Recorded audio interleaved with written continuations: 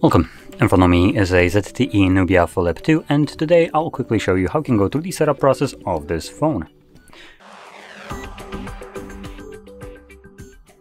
So, when you get started, you will be presented with the same screen that you can see on my device, and you get to select your desired language right over here. Once you have done so, click on Start. Next, you can insert your SIM card if you want to. If you don't, you can skip this and connect to mobile or to network. And again, you can skip this if you don't want to connect, though by doing so, if you don't connect to any kind of network, either through SIM or Wi-Fi, you get this pop-up, so you won't be able to sign into your Google account, restore apps and data, get automatic software updates, and automatically set up date and time. So this is only as far as when you don't have internet connection, and this all can be changed later on. I'll be skipping it, and hence we have the date and time page right here that shows up. Moving on, we have Google services like location, scanning, and sending user and diagnostic data.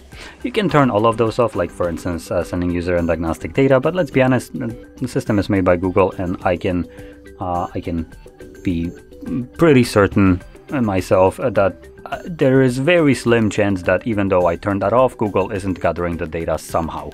So yeah, I'm just gonna ignore this, as I highly doubt it has any kind of effect.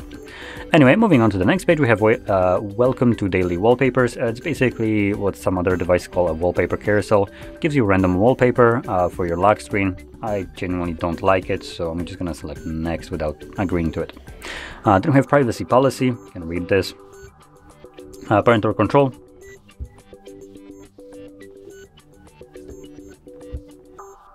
Encryptions and Erasure. And then we have the screen lock. So here we can select fingerprint, face recognition, and PIN pattern or password. The first two options are biometrics, and hence biometrics aren't 100% reliable, and they do require you to select a PIN pattern or password as a physical way of unlocking your device in the times where biometrics didn't unlock your phone.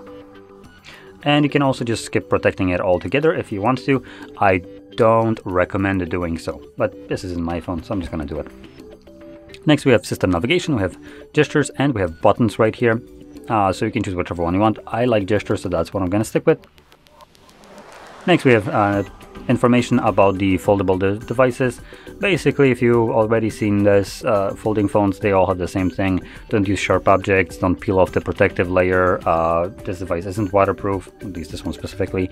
Don't put it near some devices that might be affected by magnets, and basically don't put anything between the fold, and yeah, all that stuff. So anyway, moving on. Select Get Started, and this will take you to your home screen. And there we go. So if you found this very helpful, don't forget to hit like, subscribe, and thanks for watching.